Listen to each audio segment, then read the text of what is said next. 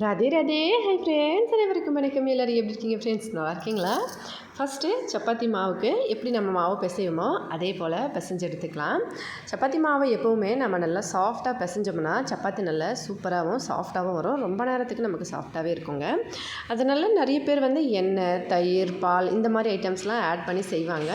நீங்கள் நல்லா பிசைஞ்சிங்கனாலே போதும், இந்த மாதிரி சாஃப்டாக சப்பாத்தி சூப்பராக வரும்.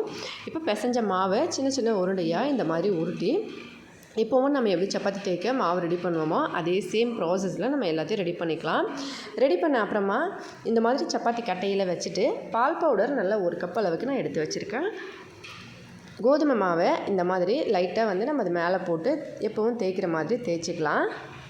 ஃபஸ்ட்டு நல்லா பெருசாக இந்த மாதிரி நார்மலாக நம்ம எப்படி சப்பாத்தி செய்ய தேய்ப்போமோ அதே மாதிரி மெத்தடில் இப்படி தேய்ச்சிட்டு இதில் உள்ளுக்குள்ளே நல்லா அதிகமாக வந்து நம்ம பால் பவுடர் வைக்கணும். குழந்தைங்க வந்து பாலே குடிக்க மாட்டேன்றாங்கன்னு சொல்லி நிறைய ஃப்ரெண்ட்ஸ்லாம் கமெண்ட் பண்ணுவாங்க. அந்த மாதிரி குழந்தைங்க பால் குடிக்கல அப்படின்ற பட்சத்தில் நீங்கள் இந்த மாதிரி பால் பவுடரு நிறையவாக வந்து வைங்க. அதோட கூடவே கொஞ்சம் சர்க்கரை பவுடர், நான் வந்து சர்க்கரை பவுடர் ப்ளஸ் பால் பவுடர் ரெண்டுத்தையும் எடுத்து வச்சுருந்தேன். குழந்தைங்க வந்து ஜஸ்ட் லைட்டாக இனிப்பு இருந்தால் சாப்பிடுவாங்க இல்லையா, அதனால் கொஞ்சமாக சர்க்கரை பவுடர் ஆட் பண்ணியிருக்கேன். ஆனால் பால் பவுடர் நல்லா அதிகமாக ஆட் பண்ணியிருக்கேன். இப்போ நல்லா எல்லா பக்கமும் பரப்பிட்டு நம்ம இப்படி மடிச்சுக்கலாம். மடிச்சுட்டு இப்போவும் நம்ம எப்படி பரோட்டா வந்து தேய்ப்போமோ அதே மெத்தடில் தேய்ச்சிக்கலாம். சர்க்கரை வெறும் மிக்ஸி ஜாரில் போட்டு அரைச்சி பவுடர் பண்ணி வச்சிட்டோம்னா அதை வந்து நம்ம நிறைய விதமான டிஷ்ஷஸ் சரிங்க ரெசிபிஸ் வந்து ரெடி பண்ணலாம். அந்த மாதிரி பவுடர் தான் இது. அதோட பால் பவுடர் வந்து கொஞ்சம் அதிகமாக சேர்த்தோம்னா குழந்தைங்களுக்கு நல்ல ஹெல்த் வந்து கிடைக்கும். இதனால் நிறைய குழந்தைங்க பால் வந்து சுத்தமாக குடிக்க மாட்டாங்க. இந்த மாதிரி செஞ்சு கொடுங்க. கண்டிப்பாக அவங்க கொஞ்சம் கொஞ்சமாக அந்த பாலோட ஃப்ளேவர் ஜஸ்ட் லைட்டாக வந்து சாப்பிட ஆரம்பிச்சிட்டாங்கன்னா அதுக்கப்புறமா நீங்கள் பால் கொடுத்தாலும் குடிப்பாங்க. நிறைய வந்து குழந்தைங்க என்ன பண்ணுவாங்கன்னா சளி பிடிக்கும் அப்படின்னு சொல்லிட்டு பேரண்ட்ஸ் வந்து அவங்களுக்கு அந்த அதிகமாக வந்து பால் கொடுக்காம வந்து விட்டுருவாங்க. அந்த மாதிரியெல்லாம் இல்லைங்க. பால் வந்து நல்லா கொதிக்க வச்சு ஜஸ்ட் லைட்டாக வந்து நீங்கள் ஸ்டார்டிங்கில் கொஞ்சம் தண்ணி மாதிரி கொடுங்க. அதுக்கப்புறம் கொதிக்கும் போது ஜஸ்ட் லைட்டாக ஒரு பிஞ்ச் அளவுக்கு மஞ்சத்தூள் சேர்த்து கொடுங்க. கண்டிப்பாக குழந்தைங்களுக்கு சளி பிடிக்காது. பாலில் குழந்தைங்களுக்கு நல்ல வந்து விட்டமின் இருக்குது. அதனால் கண்டிப்பாக வந்து ஸ்கிப் பண்ணாதீங்க. டைரி ஃப்ரூட்ஸ்லாம் இந்த மாதிரி டைரி ஃப்ரூட்ஸ்லாம் நிறைய கொடுங்க. குழந்தைங்களுக்கு கண்டிப்பாக அது ஒரு ஹெல்தியான ஃபுட்னு சொல்லலாம். நீங்கள் நான்வெஜ் கொடுக்குறீங்களோ இல்லையோ கண்டிப்பாக வந்து நான் டைரி ஃபுட்ஸ் வந்து சஜஸ்ட் பண்ணுவேன். இப்போ அடுப்பு மேலே ஒரு தவாவை நல்லா சூடு பண்ணி நம்ம இந்த மாதிரி தேய்ச்சி வச்சுருக்கோம் இல்லைங்களா, தேய்ச்சி வச்ச இந்த பரோட்டாவை ஃபஸ்ட்டு போட்டு திருப்பி லைட்டாக சின்ன சின்ன பபுள்ஸ் நம்ம எப்போவும் எப்படி செய்வோமோ அதே மெத்தட் தான். லைட்டாக வந்து மிதமான சூட்லேயே செய்யுங்க. ஃபஸ்ட்டு லைட்டாக குட்டி குட்டியாக இந்த மாதிரி பபுள்ஸ் வந்து அப்புறமா இப்போ வந்து குழந்தைங்க நெய் சாப்பிடுவாங்கன்னா நெய் ஆட் பண்ணுங்கள்.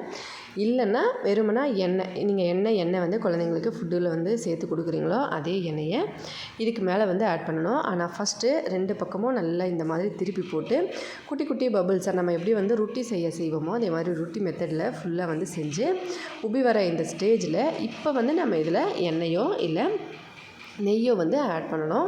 ஜஸ்ட் லைட்டாக ஆட் பண்ணி 2 பக்கமும் நல்லா வந்து நமக்கு கிட்டத்தட்ட ஒரு பரோட்டானாலே நமக்கு கொஞ்சம் ஆயில் வந்து எக்ஸ்ட்ரா சேர்த்து தான் செய்வோம். அப்போ தான் வந்து எல்லா பக்கமும் எண்ணெய் பட்டிருக்கும். குழந்தைங்களும் வந்து சாஃப்டாக இருக்கனால நல்லா பிச்சு சாப்பிடுவாங்க.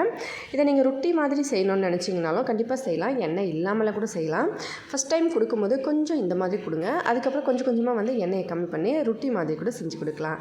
பாருங்கள் எவ்வளோ சூப்பராக இருக்குது பார்க்குறதுக்கு. அப்படியே நல்ல ஒரு பேக்கெட் போல் இருக்கும் இது பார்க்குறதுக்கு. குழந்தைங்க ரொம்ப நல்லா விரும்பி சாப்பிடுவாங்க. ஒரு ஈஸியாக வந்து ஈவினிங் டைமில் செய்கிறதுக்கு ஒரு சூப்பரான ஸ்நாக்ஸ்னு சொல்லலாம். இதை ஈவினிங் டைம் மட்டும் இல்லாமல் நீங்கள் வந்து நைட்டில் டின்னராகவும் குழந்தைங்களுக்கு கொடுக்கலாம். இல்லை காலையில் வந்து பிரேக்ஃபாஸ்ட்டாகவும் கொடுக்கலாம். அவ்வளோதான் ஃப்ரெண்ட்ஸ், சூப்பராக ரெடி ஆகிடுச்சு. இதை வெளியே எடுத்துகிட்டு கண்டிப்பாக ட்ரை பண்ணி பார்த்துட்டு மறக்காமல் கமெண்ட்ஸில் எப்படி இருந்துன்னு சொல்லுங்கள். இப்போ அடுத்த ஸ்நாக்ஸுக்கு கொஞ்சமாக பச்சரிசியை நான் தண்ணியில் வந்து ஊற வச்சுருக்கேன்.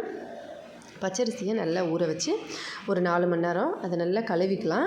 கழுவிட்டு அதுக்கப்புறமா இந்த மாதிரி 1 கப் அளவுக்கு தேங்காய் துருவல், அதாவது நான் சின்ன சின்னதாக கட் பண்ண தேங்காவை டேரெக்டாக மிக்சியில் ஆட் பண்ணுறேன். இந்த கப்பில் வந்து தேங்காய் எடுத்திருக்கேன்.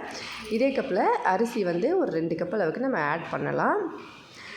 நீங்கள் வந்து எவ்வளோ தேங்காய் எடுக்கிறீங்களோ இல்லை அரிசி கரெக்டாக வந்து குவான்டிட்டி எடுக்கிறீங்களோ அது மாதிரி எடுத்துக்கோங்க. 2 கப் அரிசிக்கு 1 கப் தேங்காய் துருவல் கரெக்டாக இருக்கும். இப்போ நான் வந்து ஊற வைக்கும் போதே இதில் 2 கப் போல் ஊற வச்சுருந்தேன். அதனால் இப்போ நல்லா வந்து கழுவிட்டு இதில் ஆட் பண்ணிக்கலாம். ஏற்கனவே ஊற வைக்கும் போது நல்லா கழுவிட்டு அதுக்கப்புறமா தான் ஊற வச்சுருந்தேன். இப்போ இந்த அரிசி எல்லாத்தையும் இதில் ஆட் பண்ணி ஜஸ்ட் லைட்டாக வந்து நம்ம தண்ணி ஆட் பண்ண வேண்டியிருக்கோம். இல்லைன்னா நம்ம இந்த அரிசி கழுவி போடும்போது அதில் கொஞ்சம் அந்த ஈரம் வந்து வந்திருக்கும், ப்ளஸ் தேங்காயும் இருக்குது. இதில் வந்து நம்ம இப்போ வெல்லம் சேர்க்க போகிறோம், ஒரு 2 ஸ்பூன் அளவுக்கு. அதுக்கப்புறமா ஒரு ஃபுல் பால் பவுடர் பேக்கெட், அதாவது 10 ரூபாது ஒரு பேக்கெட் வருது இல்லைங்களா, அது வந்து ஃபுல்லாக வந்து ஆட் பண்ணிக்கோங்க.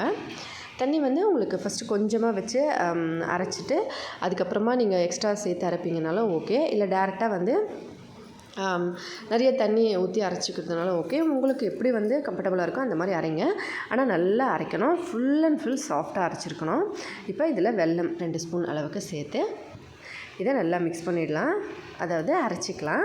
பால் பவுடர் ஒரு பேக்கெட் அளவுக்கு சேர்த்துருக்கிறது வந்து நமக்கு கரெக்டாக இருக்கும் அரிசிக்கு. ப்ளஸ் வந்து நம்ம ஏற்கனவே தேங்காயும் சேர்த்துருக்கோம். இப்போ லைட்டாக நெய்யில் வறுத்த வேர்க்கடலை, ஒரே ஒரு ஈனோ பேக்கெட்